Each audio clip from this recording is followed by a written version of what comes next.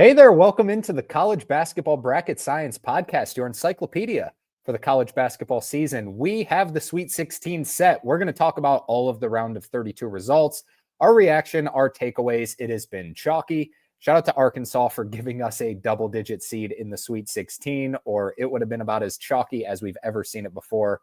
So we're going to talk about all of that. We're also going to talk about the conference records.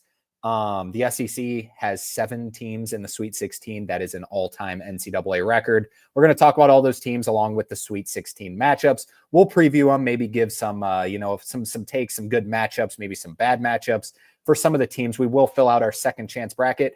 I wouldn't tell it. It's been a little bit of a disappointing year for filling out brackets this year for myself. Hasn't been too spectacular, hasn't been awful, but hasn't been, the betting has been just about 50-50. Hasn't been too awesome, but we're going to talk about the second chance bracket. Will it be complete chalk? We will see. We'll talk about the TV schedule and the betting lines. They are out. We're going to talk about that to kind of close out the show, along with just filling out our second chance bracket to just produce some picks that, are bound to just completely fail. But we're going to talk about all of it, all the round of 32, all the Sweet 16. We'll talk about all of that here in a second. Before we dive into it, be sure to hit that like and subscribe button. We're almost at 1,000 subscribers. That would really be awesome.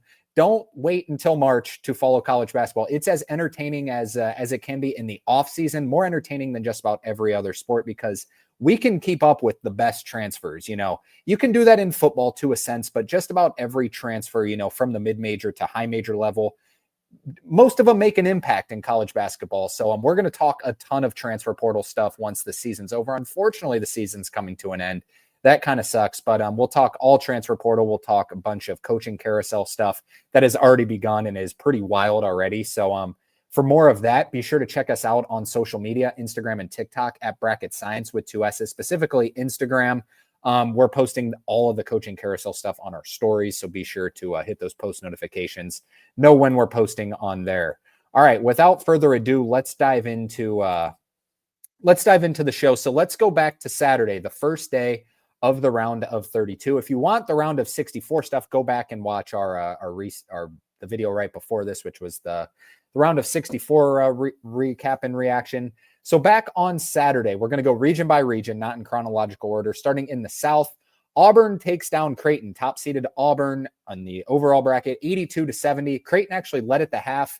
I think Auburn national championship bettors and national championship pickers in your bracket are kind of just waiting for them to flip on a switch, turn into the team that racked up all those quad one wins, looked invincible for a while. They've struggled as of late, and they struggled in the first half against Creighton. Maybe they flipped the switch in the second half because it looked like old Creighton. Todd Pettiford had a great game in this one. They really stepped it up on the defensive side of the ball. Creighton, Ryan Kalkbrenner, Stephen Ashworth, done with their careers. Great careers for both of them. Hopefully we'll see them playing somewhere in the future. Ryan Kalkbrenner, absolutely just tremendous career at Creighton. Nice emotional go away there for both of those with Coach Greg McDermott. But Auburn moving on to the Sweet 16. They will match up against Michigan, who took down Texas A&M. Michigan, the 5 seed, A&M, the 4 seed, 91-79. Michigan just kind of, the game was much closer than the score anticipated. In fact, Texas A&M led for most of it, but then Michigan went off late and ended up winning the game. Vlad Golden had a tremendous game in this one. Dusty May in the Sweet 16 in year one at Michigan. Year one at Michigan, Dusty May in the Sweet 16. My kind of takeaway from this has nothing to do with the NCAA tournament and everything to do with 2 other big brands in the Big Ten. Ohio State and Indiana could have had Michigan's coach, Dusty May. It kind of was leaning towards, it looked like Indiana was the favorite and Ohio State was the close second, with Louisville in that conversation as well. And then obviously Michigan in that conversation. Michigan decided to make the change from Juwan Howard and go to Dusty May. He brought over, obviously Dusty May was the hottest name of the coaching carousel last year. He goes there, brings in a talented roster, makes the Sweet 16. Ohio State and Indiana didn't even make the tournament under Jake Diebler and Mike Woodson. Just kind of shows where if you're thinking of making a change, you should probably just do it. Teams that didn't make the change did not really succeed this year. Outside of, I don't know if Missouri was really looking to go for make a change from Dennis Gates. He was kind of, He had a bad year. He had a good year the year before. He just had one bad year, so not really, but he did well. But if you're that just kind of shows if you're thinking of making a change, it might be best to make the change. Michigan, it would ended up working out great for them. They're moving on to the Sweet 16. All right, enough about that. Let's talk about the East region going across. 3-seeded Wisconsin lost to 6-seeded BYU, 91-89. BYU continues to stay blazing hot. Wisconsin, John Tanji had a fantastic game, 37 points. Had a last-second shot, did not end up going down.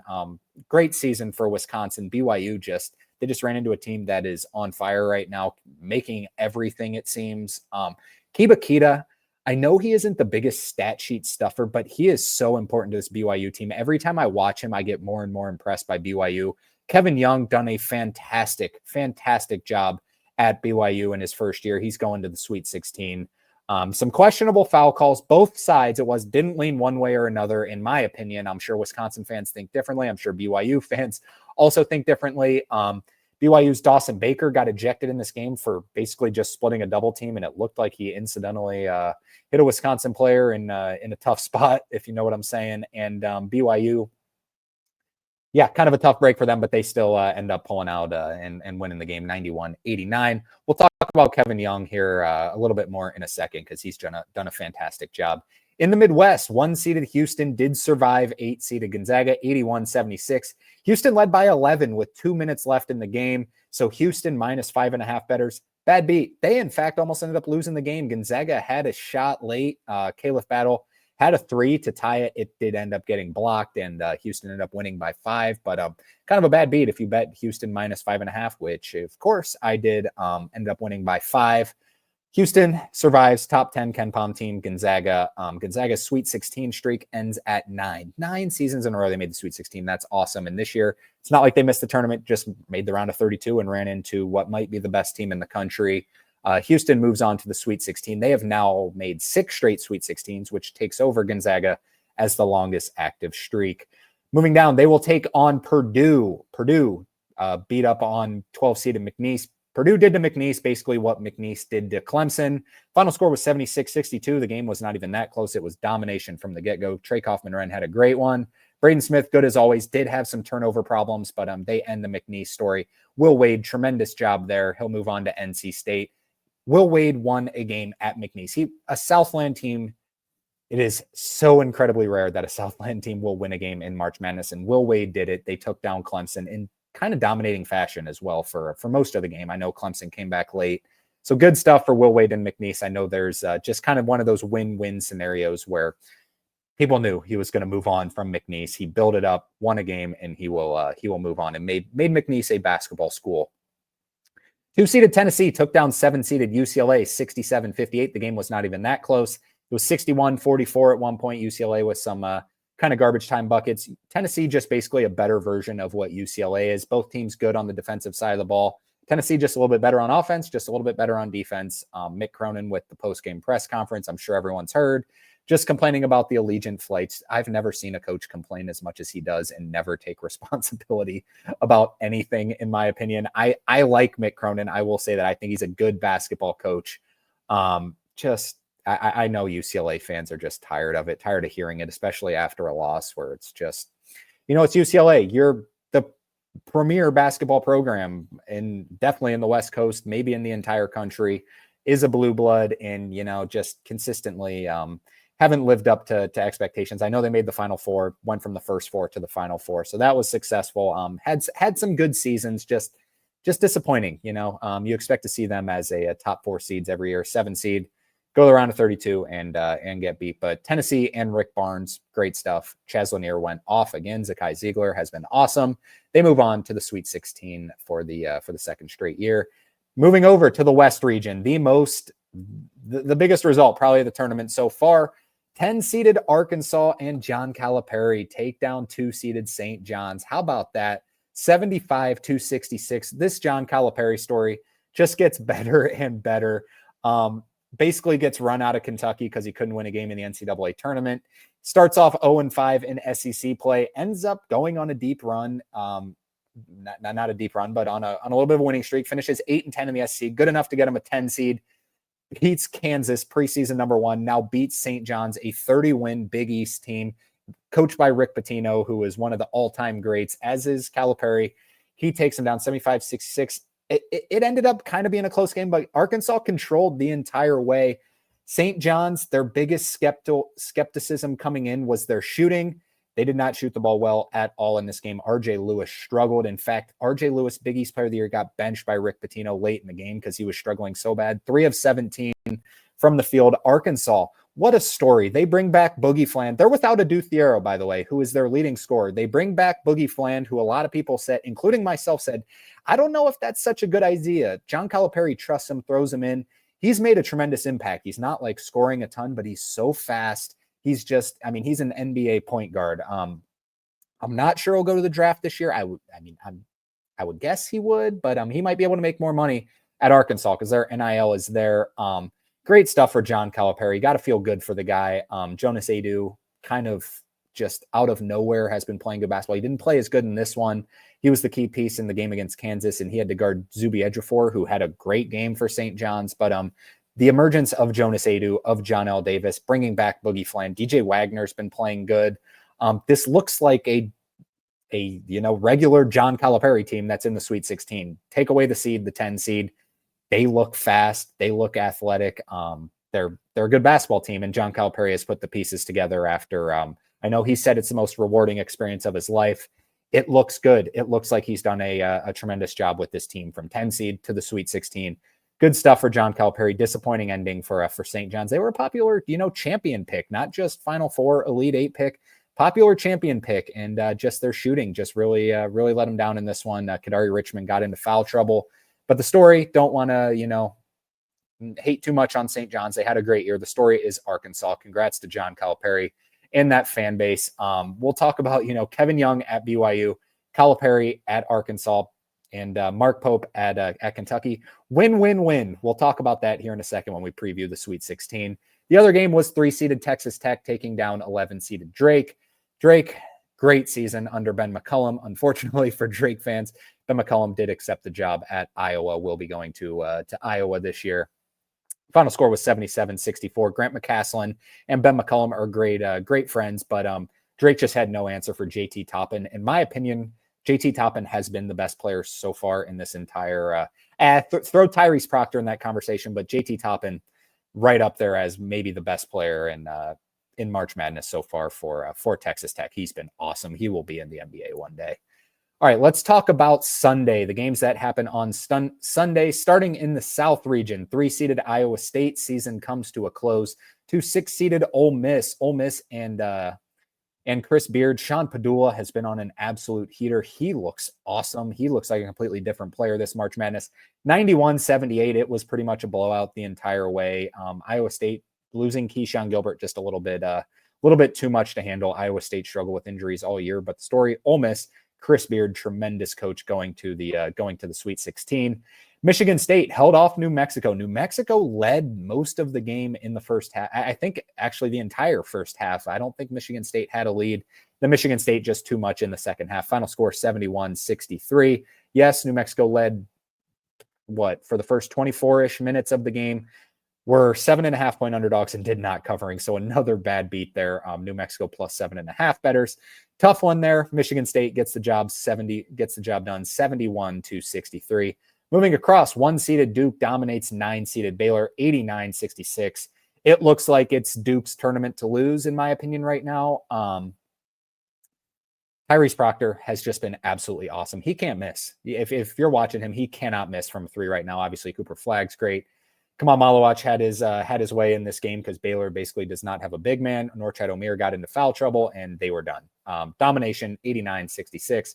Pretty sure that will be the last game for VJ Edgecombe there. And Jeremy Roach's career also comes to an end for Baylor. Rob Wright, great game, but Duke just way too much. They are so talented. 4-seeded Arizona took down 5-seeded Oregon in an old Pac-12 rivalry game. 87-83. Oregon plus 3.5 bettors. Yikes, tough one. Arizona ends up winning the game by 4 in that one. Oregon got off to a 19-4 start, and then it was just Caleb Love. Caleb Love scored 29 points in this game. This will set up a rematch. Caleb Love taking on Duke. He's 5-2 versus Duke in his career. One of those losses came earlier this year at home to Duke. That'll be fun. I'm starting. If you'd have told me this in the middle of last year, I'm starting to become a really big Caleb Love fan. Which might be an unpopular opinion. I know a lot of people think he's just old, and Arizona really struggled in the tournament before the past 2 years without Caleb Love. And the last 2 years have been Caleb Love. He wins games. I know he was kind of the face of that preseason #1 North Carolina team who didn't end up making the tournament. He transfers to Arizona last year. They got to #1 in the country. They beat Duke at Duke last year. Ended up a 2 seed. I know ended up getting beat by Clemson in the Sweet 16, which might seem a little disappointing. He made the Sweet 16. That's a good feat, and they're back in the Sweet 16 this year after a 4-5 start. Caleb Love, 29 points. He is an elite shooter. I don't think they're going to beat Duke. Like, don't get me wrong, but if Caleb Love can just pop off, he's a really good basketball player. I hope he gets a chance to play in the NBA or make his way up the G League and make an NBA roster. Good season by Oregon. Just ran into a slightly better Arizona team. 2-seeded Alabama took down 7-seeded St. Mary's 82-66. Thought that St. Mary's would put up a little better of a fight. Just didn't expect St. Mary's to be as cold as they were, which may be a bad take because they had been so cold coming into this game. You just expected them to show up a little bit more. They didn't make a 3 in the game against Gonzaga in the WCC championship. They struggled again to shoot against Vanderbilt, escaped with a win. I thought they were going to show up against a vulnerable Alabama defense. They did not. Alabama was just their defense, give them credit. It was just too good. But St. Mary's just missed a ton of shots everywhere in the paint, outside. Alabama back in the Sweet 16. What a job Nate Oates has done. Final score 82-66. Let's talk in the Midwest region. 3-seeded Kentucky takes down 6-seeded Illinois 84-75. Kentucky looked dominant in this game. Kentucky, weirdly, may be a national championship contender. This team is really good. They've struggled on defense all year, yet it has looked so much better throughout this tournament. If they can really start to buckle down on the defensive end, this team can beat anyone. We saw them beat Duke earlier in the year. I don't think they're going to win the national championship, especially because their road to the Final Four is going to be deadly. We'll talk about it here in a second, but they look really good. Mark Pope has done an outstanding job there.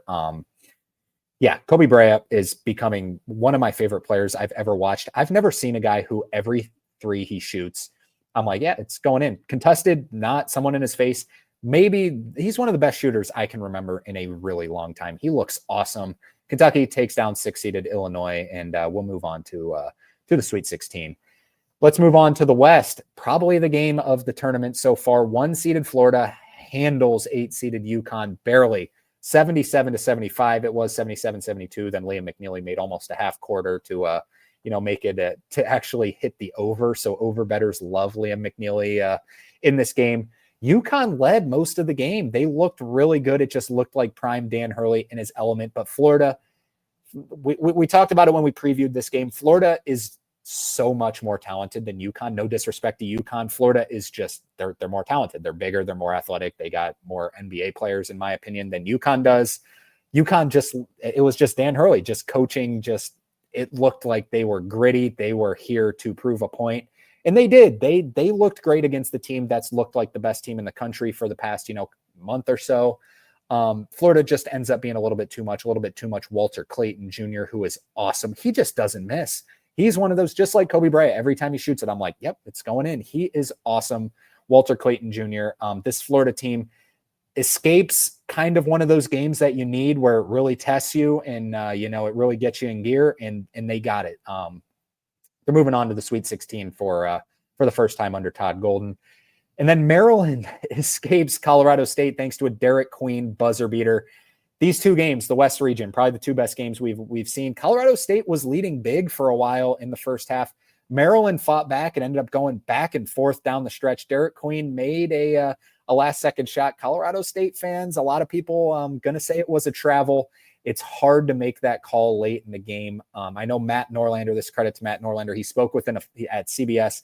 He spoke with an official, and the official did say, yeah, it's a travel. It's hard to make that call last second of the game, but Maryland does escape with a win. Derek Queen, he's really good. This team's really good. Going to be tough to get past Florida, though, in my opinion.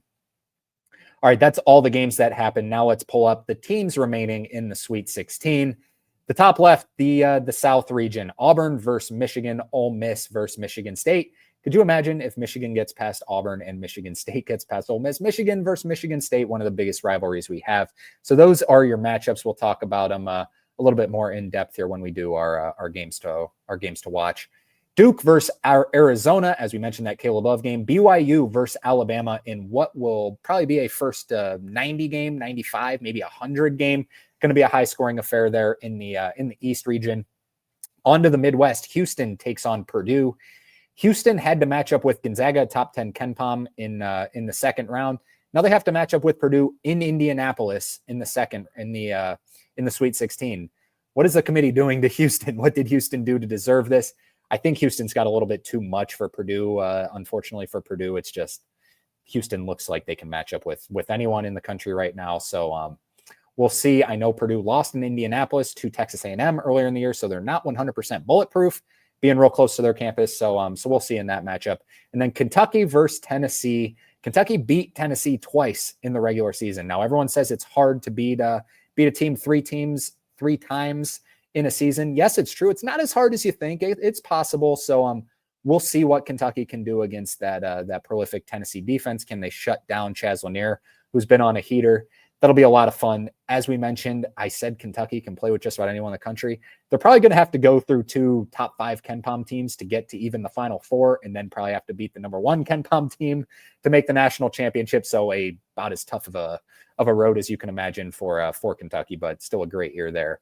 Florida takes on Maryland. I expect Florida to get the job done in that one. No disrespect to Maryland. I just think Florida they're just so good. And then Texas Tech taking on Arkansas, the Cinderella, if you want to call it Arkansas. They're not a Cinderella. They were 16th in the preseason AP poll. They made it to the Sweet 16. Awesome stuff there. So just going through region by region, that was just labeling the matchups. A few storylines for every region. Let's go back to the top. I know I'm just going all out of order here. Auburn versus Michigan. Michigan has Trey Donaldson, who was Auburn's point guard last year. Auburn has Janai Broome, probably the best big man in the entire country. And then Michigan has Vlad Golden and Danny Wolf, 2 7-footers to try and guard Janai Broome. So pretty decent matchup for Michigan in this scenario. I think Michigan's going to have to make threes against this Auburn team who can really guard the 3-point line. So that's my storyline in this game. Can Michigan guard the threes? Ole Miss is just continuing to be on a heater, takes on Michigan State. Michigan State is better.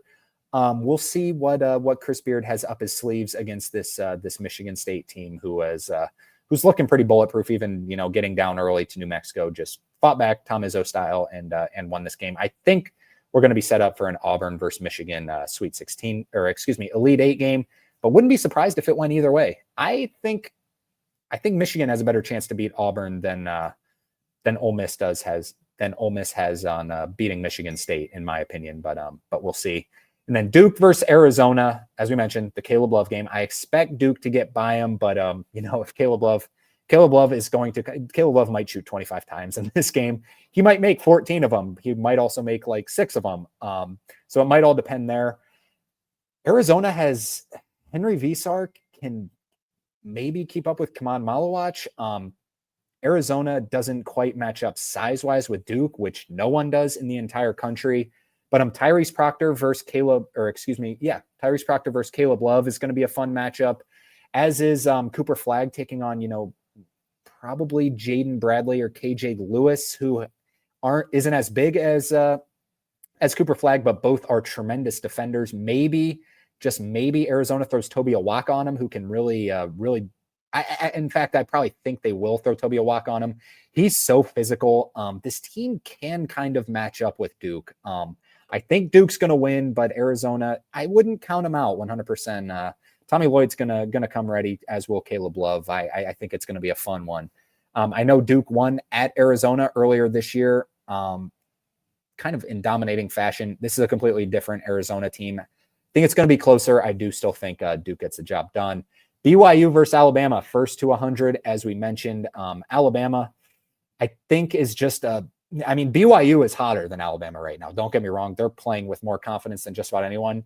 I think Alabama's just a slightly better version of what BYU is. No disrespect to BYU. I think they're great. I think this game could honestly go either way. Do they ride the high? Does BYU, or does Alabama, just kind of run and gun? And BYU likes to run and gun, but there's no one better that runs and guns than Alabama and Nate Oates. So I will take Alabama to win the game and continue some chalk, but not 100% confident in it. And then we mentioned the Houston-Purdue game that is in Indianapolis. I do still think Houston will get by Purdue. Trey Kaufman-Renn, he lives with that floater down low. Houston has JoJo Tugler, who has a 7'6" wingspan. They got Javier Francis and Jawan Roberts, who can match up with Trey Kaufman-Renn down there. Purdue really doesn't have another big man other than him. Caleb Furst in the starting lineup. He's not as good as these Houston guys. No disrespect. I think Houston gets by him. Houston's going to have to force turnovers with Braden Smith, and they do that exceptionally well. So I expect Houston to get by him. And then this Kentucky-Tennessee game is one I'm not even going to make a pick. I think it's going to be 50-50. Kentucky's beat them twice. They can really score the ball. Can Tennessee contain Kobe Brea, Amari Williams down low? It's going to be a really fun matchup. Kentucky has Lamont Butler back, so he can now guard Zakai Ziegler. It's going to be a fun game. I'm really excited for this game. 50-50 in my opinion. And then I do expect Florida to get past Maryland, as mentioned. Florida looks that second half really told me all I needed to know about Florida. This team doesn't have that much experience in March Madness, and to do that to UConn, the defending back-to-back national champions, told me all I needed to know. I think Florida gets past Maryland, and then I don't know about this game. I think I will take Texas Tech to take down Arkansas. I'm not confident in it. Texas Tech looked really good.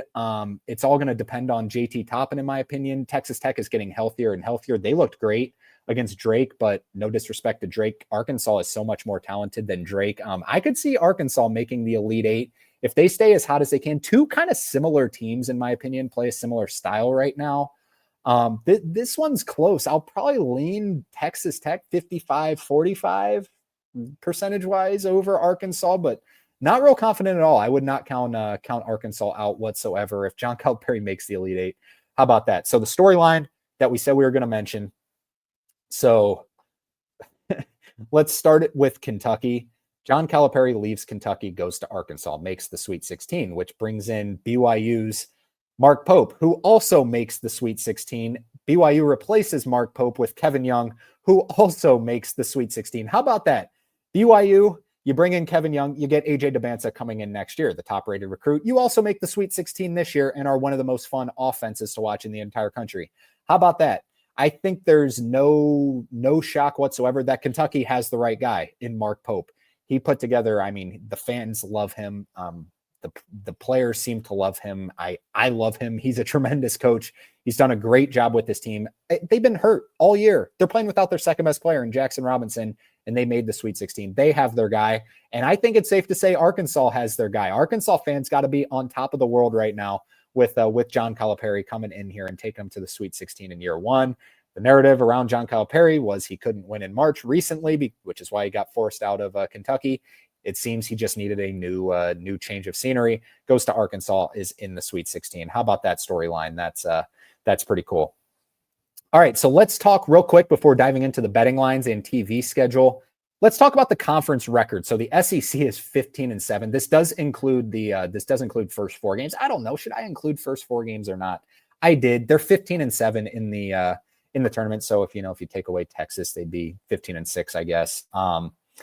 Tremendous stuff. The SEC, I know people are going to say, well, the Big Ten's 13-4. The SEC has 7 teams in the Sweet 16. And they're like, yeah, but the bottom half, yeah, but that shows how great the top half really is this year. So, the bottom half, how can you penalize them when you're having to play 7 teams that were worthy of making the Sweet 16? The SEC's been awesome. I'm not saying the Big Ten and Big 12 aren't awesome as well, and maybe even a little closer than we expected than the SEC, but the narrative that, it's SEC bias is just, that's not a real thing anymore. This conference has been awesome. They've won 15 games in March Madness. That's spectacular. The Big Ten has also been great. They're 13-4 on the year, and the Big 12 is 10-3. Also great. Those are your top 3 conferences. The Big East is 4-5, and they will stay at 4-5 because there are no more Big East teams alive. St. John's loses, Creighton loses, and UConn loses. So no more Big East teams. Who am I missing? I'm missing missing one more. Oh, Xavier got beat by Illinois in that opening round. And then sad news for Xavier, Sean Miller going to Texas. I know they said Sean Miller was like, he was going to be the guy at Texas if Rodney Terry didn't end up winning the job as the interim. I don't know about that. I'm not so sure about that hire. I don't hate it. I think Sean Miller is a good coach, but to me, Texas, I mean, that's probably a top 10 coach in the country. I don't know if Sean Miller is a top 10 coach in the country, but he's a good coach. I expect him to get him to the tournament, but yeah, we'll see. Maybe it'll work out great, and he will end up making a Final Four in the next couple of years. But we'll see. So that's some interesting news out of there. The ACC is 3-3. They only have one team left. That team is probably the best team in the country, and Duke. Duke is pretty much just carrying this conference as it has all year. Duke has 2 of the 3 wins. The other win was North Carolina in the first 4.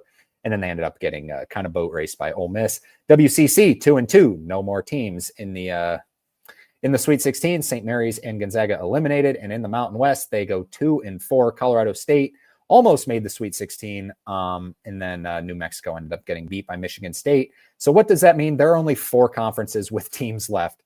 1 out of the ACC, couple out of the Big 12, a couple out of the Big 10, a couple out of the SEC. I guess more than a couple in most of these, but multiple in these conferences. Just 1 in the ACC. So these top 3 leagues kind of dominating right now, outside of course Duke. All right, let's talk about the TV schedule and some of the betting lines. Starting on Thursday, let's go to Thursday. Your opening game is going to be as fun as you can imagine. These next 2 graphics will be courtesy of ESPN.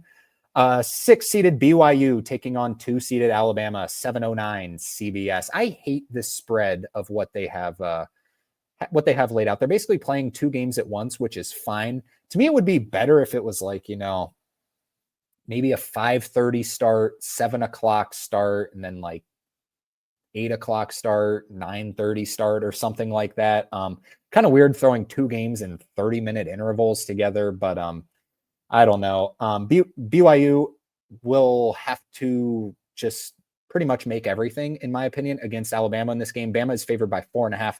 Look at that over-under. That's the number I want to highlight. 175.5.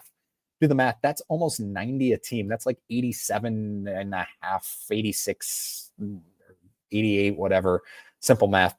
That is crazy. That is a huge number, but I would not be confident taking the under. I think this is going to be just as good of a run and gun game as we've seen. It's going to be a lot of fun. I think I would take Alabama to win. 4.5. I don't know. I don't know. That seems about equal to me. So don't really have a line, but we'll take Alabama to win. Maryland taking on Florida at 7:39 on TBS or True TV, depending on which one you prefer. 4-seeded Florida, 1-seeded Auburn, 4-seeded Maryland, 1-seeded Florida. Florida favored by 6.5 in this one. Maryland's plus 240 on the money line, according to ESPN Bet. I think Florida's going to win the game. I think Florida just matches up perfectly with Maryland, in my opinion. Derek Queen's going to have his way down low against Alex Condon and Ruben Chinyelu. Maryland's going to have to make a ton of threes, but if anyone's going to make threes, it's probably going to be Walter Clayton Jr. He just seems built for the moment. I think Florida wins the game. At 9:39 on CBS, late starts for the East Coast. These are all Eastern times, by the way. Late start. I don't like it. I don't like this spread. 4-seeded Arizona versus 1-seeded Duke, the Caleb Love game. Duke favored by 9.5 in this game, over under 135.5. 9.5 seems like a lot of points. Duke's the hardest team to bet in the country because they can blow anyone out at any time because they are by far the most talented team in the country. 9.5, I mean, in a Sweet 16 game, I don't think I can bet a team to win by double digits. But if there's a team to do it, it's Duke. Don't really have a particular say. I'll probably take Arizona plus 9.5, but I'm not real confident in it at all. And then at 10:09 on TBS, 10-seeded Arkansas versus 3-seeded Texas Tech. Texas Tech favored by 5.5 in this game. Arkansas plus 195 on the money line. I don't hate Arkansas on the money line. I think that's a decent bet because I think this game is 50-50-ish. I think Texas Tech been the better team all year, but Arkansas looks like they're as good as just about anyone in the country right now. I would probably lean Arkansas plus to stay inside plus 5.5 because I think it's a close game, but I really don't have any great bets, and I guess I didn't have any great bets the first couple of rounds because it's been about 50-50. Hasn't been too good, but don't really have any great bets. No real lean on these games on Thursday. Moving on to Friday at 7:09 on CBS, 6-seeded Ole Miss versus 2-seeded Michigan State. Michigan State only favored by 2.5 in this game. How about that? I think Michigan State's going to cover 2.5. I do have a lean in this game. I think Michigan State's going to win and move on. They look like one of the best coached teams I've ever seen in my life, quite frankly.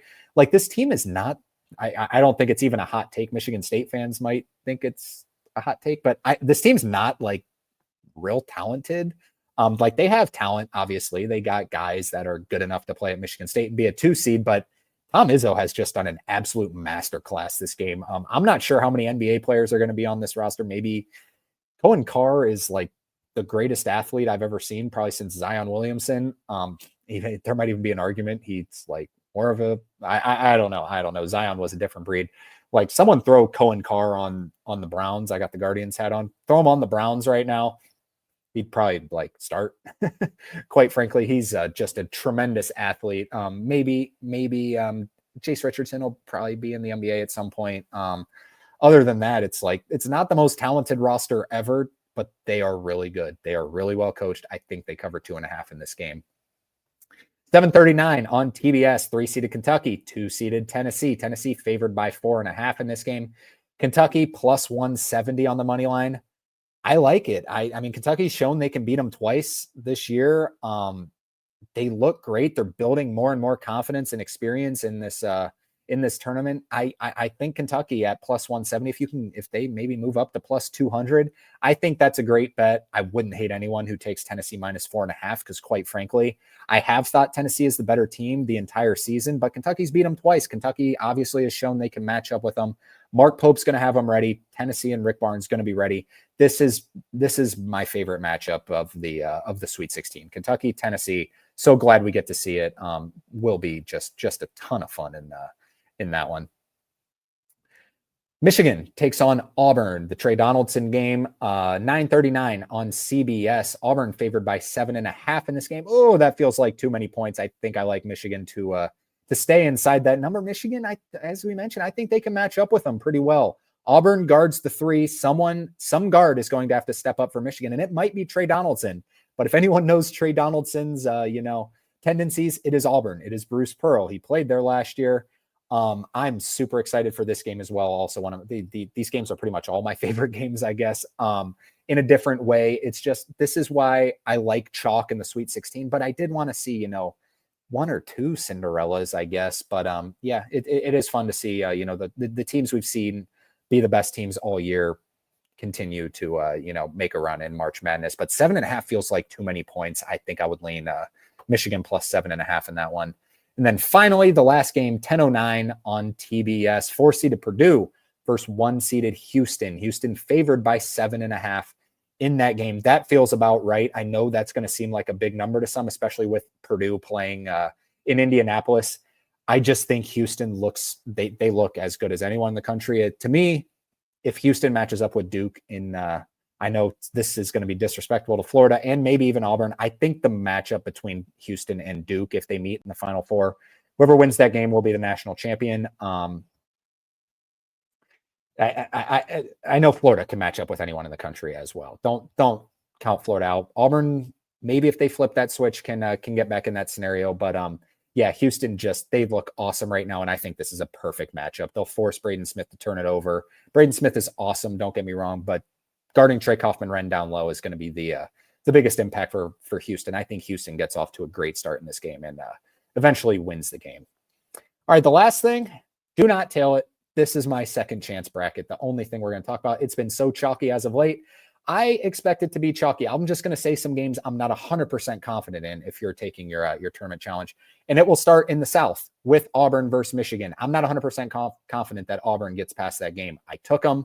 I'm not fully confident in it, I will say. I do think Michigan State gets past Ole Miss. I have them in the Elite 8. Then moving across to the East, I have Duke getting past Arizona. No surprise there. And I do have Alabama past BYU. Yes, how chalky is this Elite 8 going to be if this pans out? But it's been so chalky all year with these matchups. I think I'm going to that they're going to continue on the trend of chalkiness. Then Houston over Purdue. I think that's going to happen. And then I did pick Tennessee over Kentucky. Not real confident in it. As mentioned, they're favored by 4.5. Kentucky, I think, is the better bet because I'm not 100% confident in this. If they're plus 200, I would recommend Kentucky. And then in the West, got Florida taking down Maryland. And then I do have Texas Tech over Arkansas, although it would be cool to see a 10 seed in the Elite Eight in this NIL new era of chalkiness, it seems. But that is going to be my second chance bracket, with Florida beating Auburn in the Final Four. And then I took Houston over Duke. It's a coin flip for me. Duke will probably be favored in that game by 3.5, 4.5 points. We'll see. The more popular pick will be Duke. I just maybe there's some buy. I'm not against Duke. I love Duke. I think Cooper Flagg and John Shire's done an outstanding job there. I do just want to see Kelvin Sampson break through at some point. And quite frankly, I have a ton of futures on Houston. So kind of hoping that that Houston can make a championship push there. So I got Houston winning the championship over Florida, but could go anyway. I think it's leaning towards we're going to see all 4 1 seeds in the Final Four. If there's a 1 seed that doesn't make the Final Four, I think it's going to be Auburn, because I think Michigan can take them down. I also think Michigan State can take them down. So that is my second chance bracket. Would not recommend tailing whatsoever, because hasn't been the best year for good old bracket science in the bracket games. All right, that's going to do it for the show today. Thanks to everyone for tuning in. Remember, before you head out of here, be sure to hit the like and subscribe button. Turn on the post notifications. Get us to 1,000 subscribers. That would be awesome. We're getting there, really growing as of late. Remember, do not wait till March to follow college basketball. It is so fun to follow throughout the transfer portal. Big names are moving everywhere, so it's a lot of fun. And then be sure to follow us on Instagram, TikTok at Bracket Science with 2 S's. Be sure to go check that out. Everyone enjoy the Sweet 16. We will talk to you after the Sweet 16, and then we'll preview the Elite Eight, and then we'll preview the Final Four, and then preview the National Championship, so on and so forth. So be sure to like and subscribe once again. Everyone enjoy the Sweet 16. We'll talk to you again before the Elite Eight. Till then, take care.